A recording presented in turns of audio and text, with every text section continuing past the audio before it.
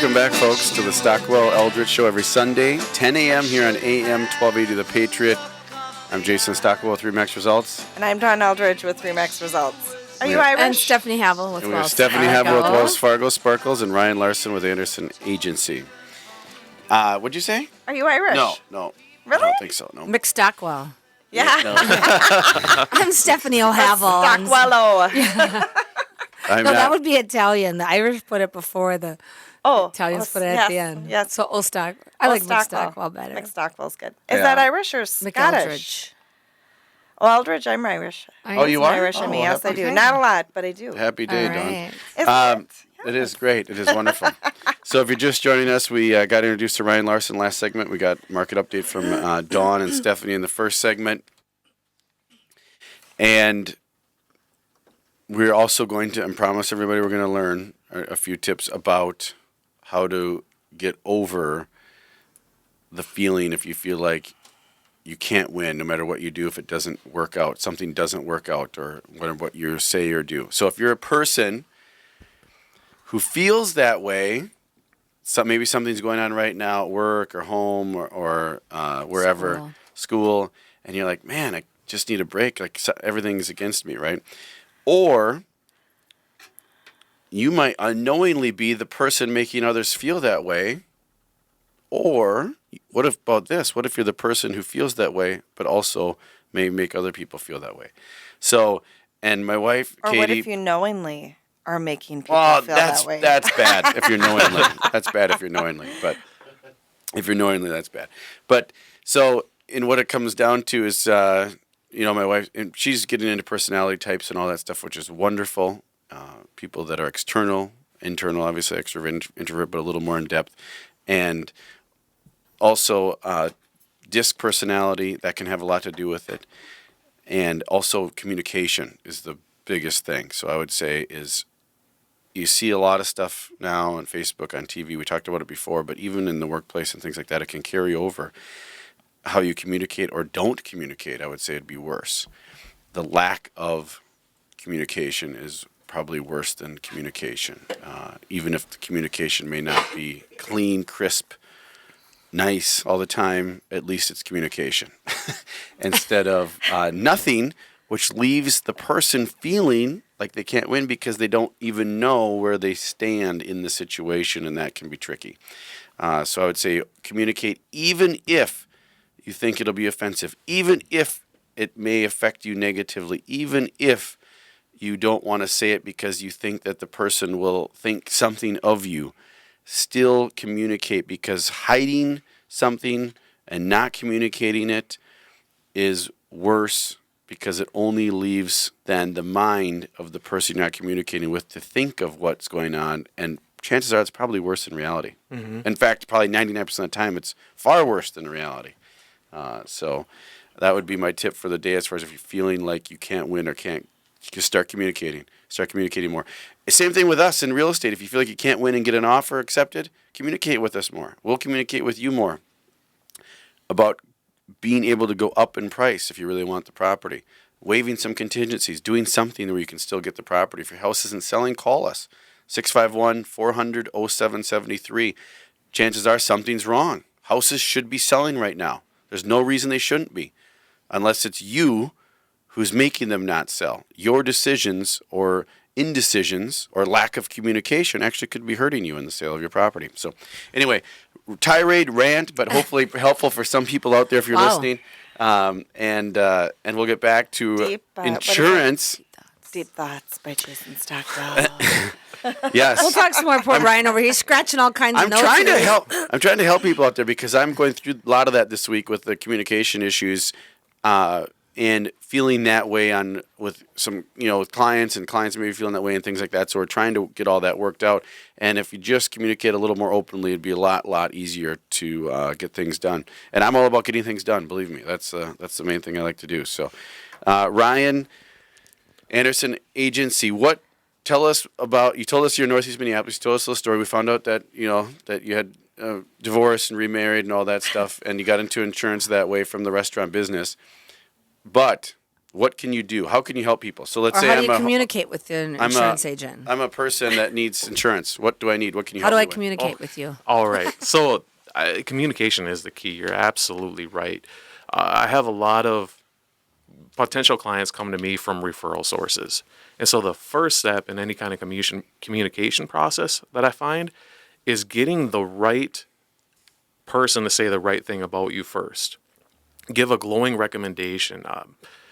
If I have a client that I just helped out and they know somebody else, they can ask me for an introduction, or they will say nice things about me right away in the first place. Past that, it's all about asking what your expectations are. Jason, if you were coming to me for insurance, I'd say, when would be a good time for us to meet? If you don't have time to meet, do you want to communicate via phone, email, text, whatever you prefer? That's where we start. And then from an insurance perspective, what do you do? Like, I have rental property, I have single family home, car, how much auto. do you have to know I mean, about life, us? do you do everything? Or what's the scope here? Absolutely. We'd want to take a look at everything. And furthermore, on top of that, we would take everything that you send over to us, your current insurance information. We would make a complete schedule of what you currently have, send it back to you to make sure there's nothing missing. Because if we're missing it in the first place, it's just going to get lost in the whole process. So that'd be the first step. We take a look at what you have. We'd sit down. We'd come up with various scenarios on how we could protect you further. And then we get into the actual process of looking at all our various companies and see who's going to be the best fit for you. Okay. So, for example, who is the lady that was on the show? I liked her a lot. Allison Kraus. Allison Kraus Yep, we runs talked an about her. insurance We agency. talked about her. But she She's says health insurance only. yes, exactly. Yep. That's what I'm saying. So she says, I do health insurance. That's it. Right? Right. So I can go to you, Ryan, and I would not be bringing my health insurance stuff to you. Or would I? No, you would not.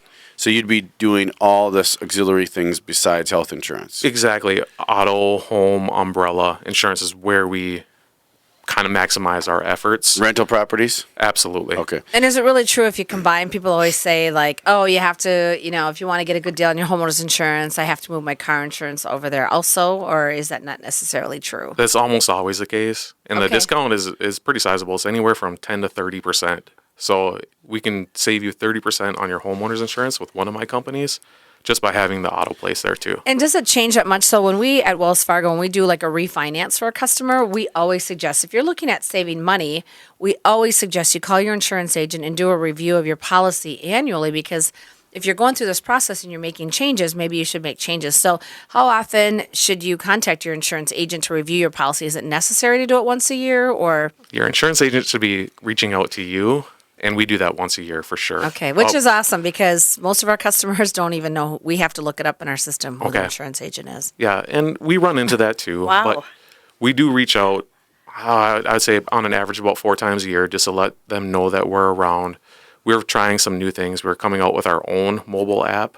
Really recently, I just shot a video for that. So Awesome. that's coming out soon. That's from our agency, not from your insurance company. Mm-hmm. So it's just even one more step to keep us close.